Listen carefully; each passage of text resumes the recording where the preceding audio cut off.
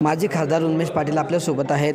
दादा काय सांगाल, एकीकडे तुम्ही शेतकऱ्यांच्या समस्या मांडताना पाहायला मिळतं आहे, दुसरीकडे एक अजित पवारांच्या जवळचे मंत्री अनिल पाटील आहेत, दुसरे फडणवीस यांच्या जवळचे मंत्री गिरीश महाजन आहेत, तर तिसरे मंत्री जे जळगाव जिल्ह्याचे पालकमंत्री ते आपल्या एकनाथ शिंदे साहेबांच्या जवळचे आहे. असं तीन मंत्री असताना, सत्ताधारी आमदार असताना पण शेतकऱ्यांच्या समस्यांकडे, दूध उत्पादकांच्या समस्याकडे का दुर्लक्ष होते, काय वाटतं तुम्हाला? माझा तोच सवाल आहे ज्येष्ठ मंत्री गिरीश महाजन साहेबांना.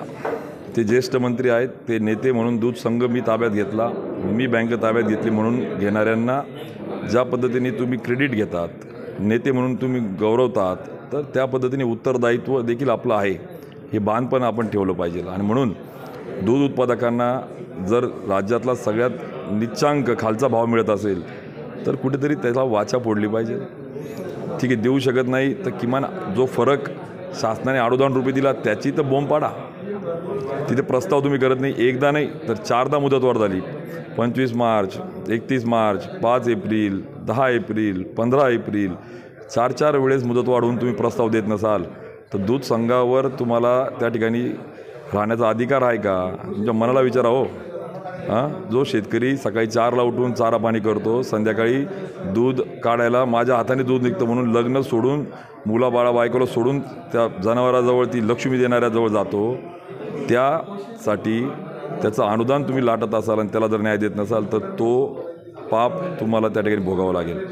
आणि म्हणून कार्यशाळा घ्यायच्या नाही, ज्या पूर्वी व्हायच्या तालुक्याने आहे, ज्याच्यात नफा तोटा सभाचं दूध काय सांगितलं जायचं. प्रशिक्षण केंद्राला निधी नाही, रेस्ट हाऊसला निधी. मग तुम्हाला काय AC लावून ISC करायला संचालक केलं आहे का? आणि ते पण दूध उत्पादकाचा पैसा.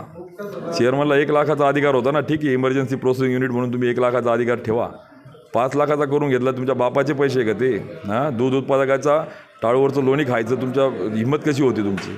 आणि म्हणून अशा अनेक प्रश्न, दूध उत्पादकांच्या टाळूवरचं लोणी आम्ही खाऊ देणार नाही आणि त्याच पद्धतीने पुढचा कापूस आणि लिंबू उत्पादकाचाही प्रश्न घेऊन आम्ही पुढे जाणार आहोत. तिघही मंत्री पैसे तरताय दादा, काय वाटतं या समस्यांकडे? आणि माझा गिरीश महाजनावर आक्षेप आहेत की तुम्ही त्या ठिकाणी ज्येष्ठ नेते, लीडर म्हणून तुम्ही त्या ठिकाणी दूध संघ ताब्यात घेतला, बँक ताब्यात घेतली, तुम्ही राज्यातले सिनियर आणि संकटमोचे म्हणून तुम्ही कॅबिनेटला त्या ठिकाणी सांगतात. माझ्या एवढं 25 वर्ष 30 वर्ष आवडलेला कोणी नाही, आम्हाला आनंद आहे. अरे मुका माणूस जरी विधानसभेत बसवला असता ना, 25 वर्षात तो बोलायला लागला असता, तर सभागृहामध्ये जेव्हा राज्याच्या विषयावर चर्चा होते ना, असं पेटून उठतो माणूस. अरे त्या कॅबिनेटला एक मुका बैरा राहिला असता तरी तो म्हटला असता, अरे सायट रजिस्ट्रेट लिंबूवर्गीय विदर्भाला देत आहे, मराठवाड्याला देत आहे, माझ्याही जिल्ह्यामध्ये द्या. आणि म्हणून मला असं वाटतं की हे मुके, हे बैरे, हे असंवेदनशील, हे दबंगगिरी करून, हे छान पद्धतीने घड्याळ यांना पाहिजे, यांचे कपडे, यांचे शर्ट, यांचा स्प्रे, यांचं सगळं राहणीमान, हे सगळं मातीशी नाळ तोडून हे जेव्हा हवेमध्ये गेले ना, ही मस्ती उतरवण्यासाठी जन आंदोलन झालं. या जन आंदोलनामध्ये आता शेतकरी आणि सर्वसामान्य सहभागी झाला आणि म्हणून आम्ही क्रांतीची मशाल घेऊन त्या ठिकाणी राजकारण करतोय. ये वाला लेते हैं, इन्वर्टर AC. आप गैम्बलर हो ना? गैम्बलर? जुआ खेलते हो ना? तुम जुआ खेलते हो? अरे नहीं, ये तो कुछ भी बोले जा रहे हैं. इतनी महंगी और नाजुक एसी खरीद कर स्टेबलाइजर नहीं लोगे तो ये जुआ नहीं हुआ तो क्या हुआ? सिर्फ एक फ्लक्चुएशन आपके इन्वर्टर AC के पार्ट्स को डैमेज कर सकता है. उसे V-गार्ड से सुरक्षित रखिए. V Guard, India's number 1 stabiliser. Girish Mahajan म्हणतात दादा की जे भाजप सोडून गेले त्यांचं पुण्य संपलेलं आहे आता, बरं का? 30 वर्ष भाजपमध्ये होते ते लोक सोडून गेल्यानंतर थप्पीवर पडले तर उमेश पाटील काय? अहो, हेच तर पाप तुम्ही केलं. ही मुंडे महाजनांची भाजप राहिली नाही. तुमच्या बापाचे नोकर आहेत का कार्यकर्ते? त्यांना तुम्ही भावनिक खेळून झुकतात. आमच्या प्रश्नाला न्याय द्या.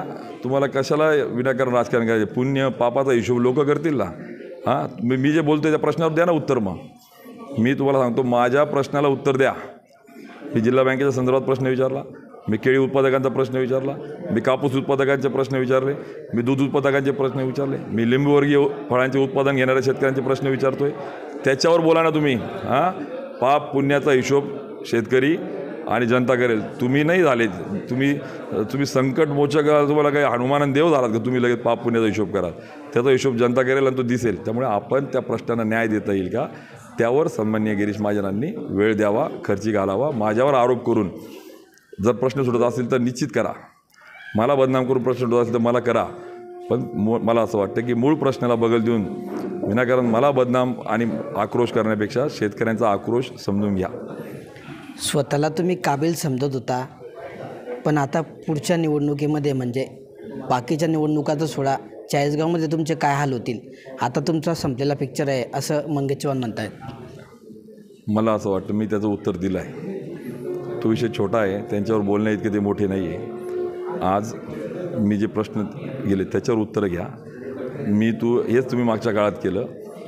अनेकांनी तुम्ही हे बदल्याचं राजकारण केलं, हे वैयक्तिक द्वेषाचं राजकारण केलं. त्याला जिल्हावासी कंटाळले. मी पुन्हा वाक्य रिपीट करेल की आम्हाला त्यांच्या माळ्याचं मनी व्हायचं नाही की जे वैयक्तिक त्या ठिकाणी आरोप प्रत्यारोप आणि चिखलफेक करून मूळ मुद्द्याला बगल देतात. आता मूळ मुद्द्यावर पहिले बोला.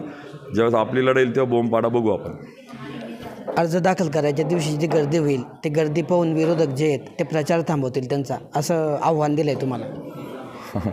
अरे बाबा, मी तेच बोलतो, भाजपा डोक्याचं राजकारण करेल. अरे डोक्यात काय आहे त्याचा विचार करा. कागदावर गणित सोडत आहे, पण तुम्ही प्रॅक्टिकली जमिनीवर गणित सुटत नाही आहे. हिशोब लावताय. अजितदादा आले, शिंदे आले, बरोबर, अशोक चव्हाण आले, मनसे आले. अरे पण ते दिलचे नाही आहेत. डोके आले पण डोक्यातले विचार नाही आलेत. लीडर आले पण केडर नाही आलेत. त्यामुळे गर्दीपेक्षा दर्दी लोक तुमच्यासोबत आहे का? गर्दीपेक्षा त्यांचा मन तुमच्यासोबत आहे का? जर तुमच्याजवळ जर तण असेल तर ते मन तुम्हाला मत देऊ शकत नाही आणि हे निकालातून स्पष्ट होईल. तर हे होते आपल्यासोबत उन्मेष पाटील. त्यांनी सांगितलं की तुमच्याकडे जरी गर्दी असली तरी दर्दी लोक हे आमच्याकडे आहेत, आणि दुसरीकडे मंत्रिपद हे मिळवण्यासाठी नाही तर जनतेच्या शेतकऱ्यांच्या समस्या सोडवण्यासाठी आहेत.